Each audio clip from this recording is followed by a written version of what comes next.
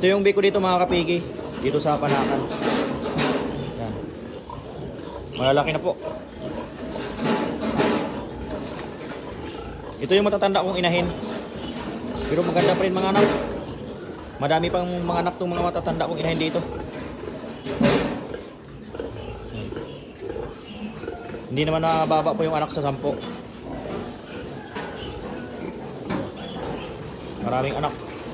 Kahit matatanda ayos pa mga anak. Ito. Ang dulo po yan, mayroong anak po yan. Yan. Mayroong ako ng anak doon. Oh, yan. Ito, konti lang po yung anak nito. 8 lang, pero ayos na din po yan. Ito. Yan, mayroon ako ng anak. Bago lang.